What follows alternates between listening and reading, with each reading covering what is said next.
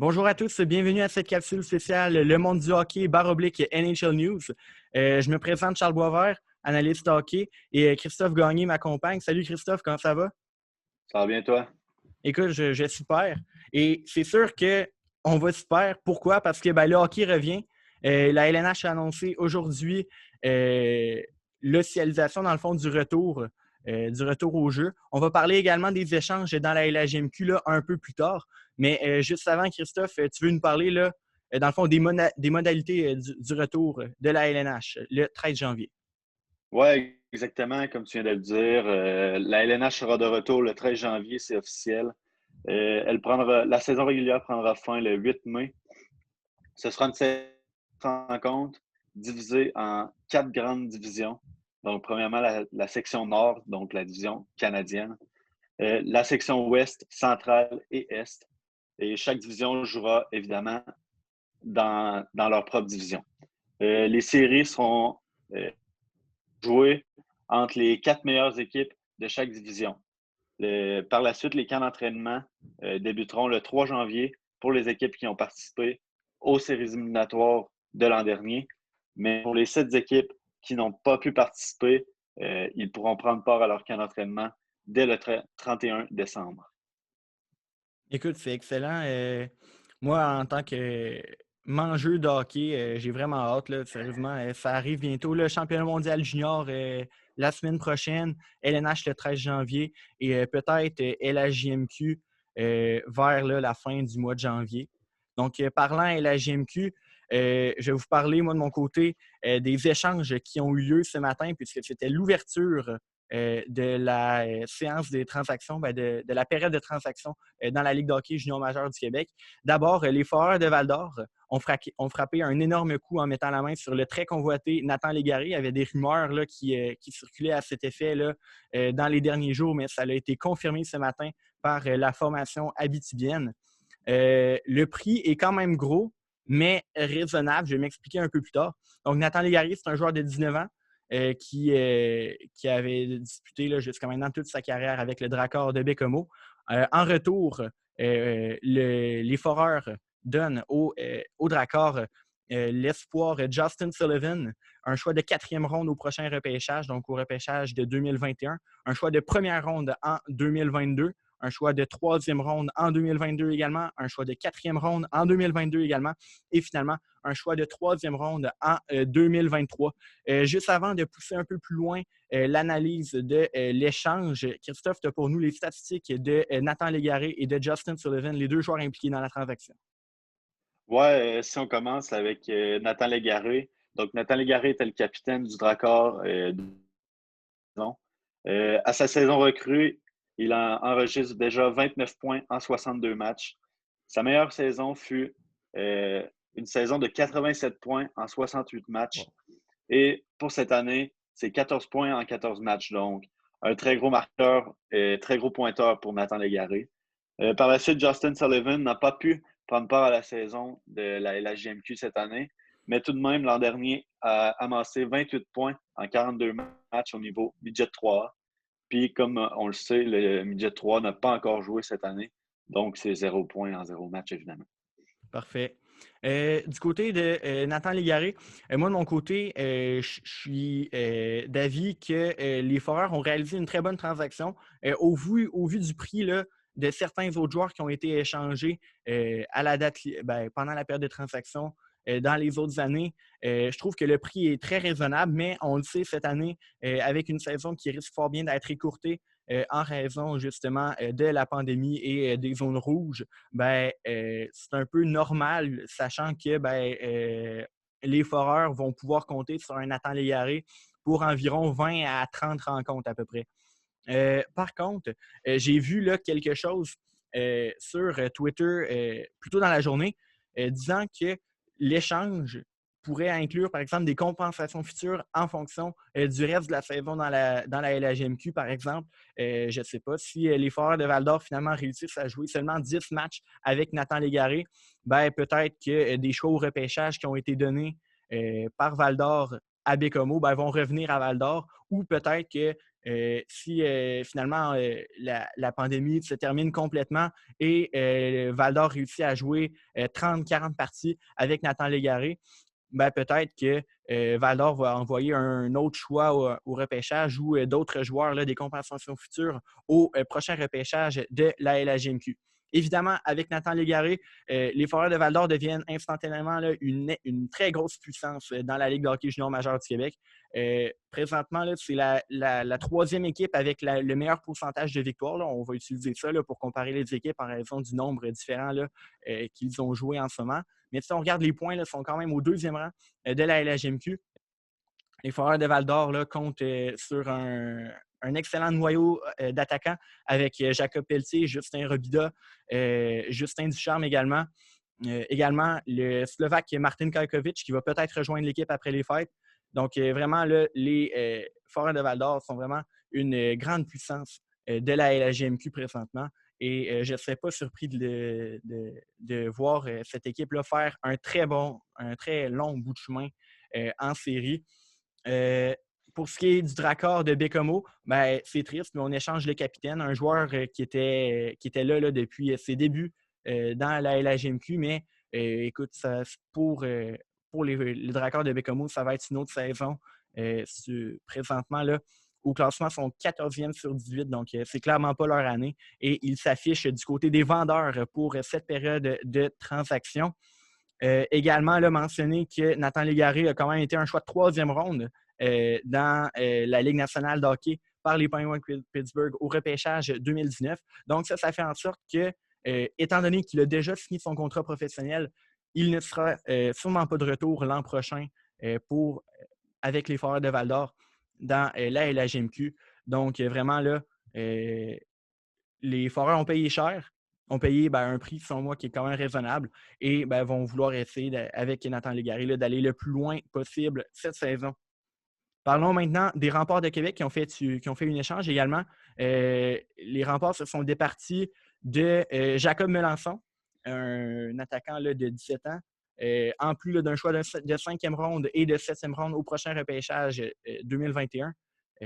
Ils l'ont envoyé au Titan d'Acadie Bathurst en retour de 5 choix au repêchage, un choix de 2e et de 4e ronde en 2021, un choix de 3e et de 6e ronde en 2022 et finalement un choix de 3e ronde au repêchage 2023 de la LHJMQ. Donc, Christophe, je ne sais pas si tu voulais mentionner quelque chose au niveau des statistiques de Jacob Melançon parce qu'il n'y en a pas, quand même pas beaucoup à dire. Ouais, c'est ça. Jacob Melançon a joué à ses 16 ans l'an dernier dans la LHJMQ pour les Remparts, justement. C'est seulement 10 points en 39 matchs, mais pour une recrue, c'est tout de même raisonnable. Je ne sais pas si tu as vu ça toi aussi, mais moi, j'ai vu que c'est Jacob Melançon qui avait demandé d'être échangé parce Oui, c'est que possible. il voulait plus être avec les Remparts définitivement. Mais donc, c'est ça. Oui, c'est normal. Je vois ça, là, des joueurs qui, mettons, des maritimes qui jouent au Québec présentement, tu es quand même loin de ta famille. À part là pendant le temps des fêtes puis à la fin de la saison, tu ne peux pas revenir dans les maritimes voir ta famille ou même affaire pour les joueurs québécois dans les maritimes. J'envisage quand même beaucoup d'échanges dans le style de Jacob Melançon dans cette période de transaction de la LHJMQ, justement, là, étant donné les restrictions là, au niveau sanitaire là, avec le changement de province. Jacob Melançon, Ouais. c'est vraiment plate pour lui. Et pour les Remparts, on va se rappeler qu'au repêchage 2019 de la LHJMQ au Centre Vidéotron, les Remparts avaient un choix de première ronde. Au départ, ils ont choisi l'attaquant Nathan Gaucher avec. Et ensuite, on fait un autre échange pour justement aller chercher Jacob Melançon. Ils ont quand même donné 2 choix de deuxième ronde et 2 choix de troisième ronde, entre autres, pour aller chercher là, cet attaquant-là qui provient de Amherst en Nouvelle-Écosse. Il y a quand même un bon gabarit, mais pour en revenir là, à l'échange que Patrick Roy avait fait, c'est quand même un prix cher payé là, que les Remparts ont mis pour Jacob Melançon. Et au final, ça n'a vraiment pas été rentable, là, comme on dit. 39 matchs seulement joués avec les Remparts, mais si on prend le côté de Jacob Melançon, c'est quand même triste parce qu'il a quand même été souvent blessé.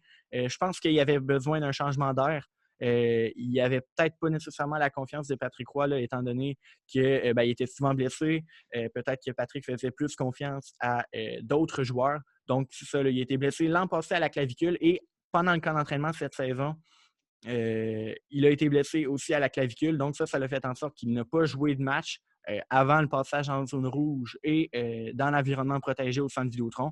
Donc, aucun match joué pour Jacob Mélençon. Un changement d'air lui sera sûrement bénéfique pour son année là, de repêchage de la Ligue nationale de hockey. Ça me surprendrait qu'il soit repêché, mais quand même, on ne sait jamais s'il revient en pleine forme après les fêtes. Et il pourrait bien aider là, le Titan d'Acadie Batters dans leur saison, étant donné que le Titan est quand même au 3e rang présentement du circuit Courteau avec 20 points en 15 matchs. Donc, si Jacob Mélençon se fait voir et connaît une bonne fin de saison, ben peut-être qu'on va pouvoir avoir assisté à un vol du Titan de l'Acadie Batters. Mais au contraire, si Jacob Mélençon continue d'être blessé, le fait que les remparts ont quand même réussi à aller chercher là, 4 choix dans les 5 choix au repêchage pour Jacob Mélençon, ça pourrait devenir un très bon échange de Patrick Roy. Troisième échange qui a eu lieu ce matin là, dans la LHJMQ, c'est l'attaquant du Phoenix de Sherbrooke, Bailey Peach. Bailey Peach qui a été échangé aux Islanders de Charlottetown. Les Islanders ont envoyé à Sherbrooke en retour des choix de 3e et de 7e ronde en 2021, un choix de 2e ronde en 2022 et un choix de 2e ronde également en 2023. Christophe, parle-nous des statistiques de l'attaquant Bailey Peach. Ouais, Bailey Peach, un attaquant de 19 ans, comme tu viens de le mentionner. C'est 7 points en 49 matchs à son année recrue, ce qui n'est pas extraordinaire. Mais une saison quand même de 46 points en 52 matchs pour sa meilleure saison dans le circuit Courteau. Et si on parle plus de cette année, là, c'est 2 points en 5 matchs. Donc, c'est ça. C'est pas le gros pointeur du circuit Courteau, mais il réussit à faire des points, puis je pense qu'il peut amener de quoi de très positif à Charlottetown. Oui, il a connu une belle progression, Bailey Peach. C'est quand même, si on se souvient, là, un ancien choix de première ronde au repêchage 2017 de la LHMQ. Il avait été sélectionné 11e au total, justement par le Phoenix de Sherbrooke. Ouais. Bailey Peach, écoute, c'est un attaquant que tu vas aller mettre là, sur ton 2e, 3e trio, surtout qu'on sait que les Islanders de Charlottetown sont présentement premiers dans le circuit Courteau. Ils ont 12 victoires et 2 défaites en 14 matchs, 24 points, à égalité là, avec les Foreurs pour le nombre de points depuis là, le début de cette saison 2020-2021. Vraiment, là, Bailey Peach va être le genre de joueur qui va pouvoir épauler des attaquants là, comme entre autres là, Cédric Desruisseaux ou Thomas Casey, je pense aussi, qui connaissent tous d'excellentes saisons avec là, les Islanders de Charlottetown. Oui, c'est bien Thomas Casey qui est un autre excellent joueur pour les Islanders cette saison. Donc, Bailey Peach va pouvoir les aider. Comme je mentionnais tantôt, des échanges peut-être de joueurs des Maritimes vers les Maritimes et les joueurs du Québec vers le Québec vont être plutôt fréquents dans cette période de transaction. Bailey Peach, c'est un joueur qui vient de la Nouvelle-Écosse, donc qui vient d'une province là, des Maritimes. Et pour le reste de la saison et peut-être l'an prochain, parce qu'il appartient à aucune équipe de la LNH et il pourrait revenir comme 20 ans. Donc, les Islanders là, font sur moi quand même une très belle acquisition. Bailey Peach, là, c'est le genre de joueur qui pourrait avoisiner là, les 1 point par match, peut-être l'an prochain, à son année de 20 ans. Au niveau des choix au repêchage, selon moi, c'était le prix à payer pour aller chercher un joueur de 19 ans comme Bailey Peach. Maintenant, je me questionne sur les intentions du Phoenix de Sherbrooke. Le Phoenix de Sherbrooke là, qui a été une équipe justement tellement dominante l'an dernier. C'est vraiment, là, sans contredit, une des équipes qui a été le plus touchée par la pandémie parce que justement, ils n'ont pas pu avoir leur run de série comme ils l'espéraient l'an dernier. Cette année, quand même, beaucoup de joueurs de bon niveau là, qui étaient de retour. Mais malheureusement, c'est quand même 5 défaites en 5 matchs. Le fait qu'on échange Bailey Peach, selon moi, ça ne veut pas dire à 100% que le Phoenix va se ranger du côté des vendeurs. Mais sérieusement, on a clairement passé à côté là, de notre objectif l'an dernier, justement, à cause de cette malheureuse pandémie. Et si vraiment le Phoenix là, avec entre autres Stéphane Julien comme directeur gérant. Si Stéphane Julien est justement l'état-major du Phoenix veut continuer d'être vendeur, et bien là, c'est sûr que des joueurs comme Xavier Parent, qui est un 19 ans, peut-être même Patrick Guay, qui est un 18 ans, et sans aucun doute, là, Samuel Poulain, qui est un 19 ans en plus, qui est repêché dans la LNH. C'est ce genre de joueur-là qui va devenir très intéressant pour d'autres équipes de la LHJMQ. Également, peut-être le gardien là, de 19 ans, Samuel Lavage, qui va peut-être revenir l'an prochain comme 20 ans également.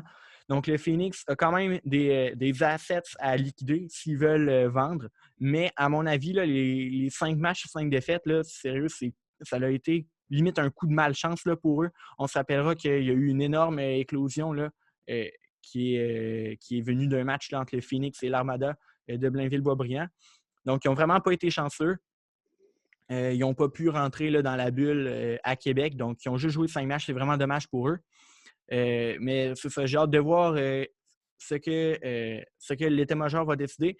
Je ne sais pas par cœur jusqu'où la période de transaction de la LHMQ va s'étaler, mais peut-être que Stéphane Julien va juste utiliser ces 5 matchs-là pour savoir si le Phoenix est vendeur ou pas dans cette période de transaction. De mon côté, j'ai dit ce que j'avais à dire. Je ne sais pas si Christophe, tu voulais ajouter quelque chose peut-être sur le retour de la LNH ou sur une des 3 échanges.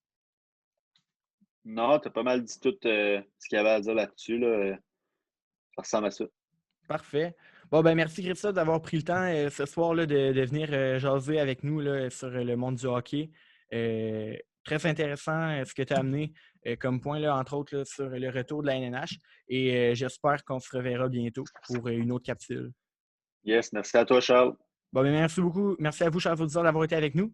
On se retrouve là très prochainement. On sait que le championnat mondial junior s'en vient. Donc, suivez là, la page Le Monde du hockey /NHL News pour être au courant là, de tout ce qui va se passer au cours du temps des fêtes. Également, si vous avez apprécié là, cette analyse des échanges dans la LHMQ, à mon avis, il va quand même en avoir beaucoup encore également des échanges dans la LHMQ. Donc, vraiment, là, suivez la page pour ne rien manquer de l'action dans le monde du hockey dans les prochains jours parce qu'avec le retour de la LNH, le championnat mondial junior et les échanges dans la LHMQ, ça bouge avec le hockey et on va avoir des matchs bientôt. Donc, j'adore. Donc, sur ça, je vous souhaite une très bonne soirée et à la prochaine.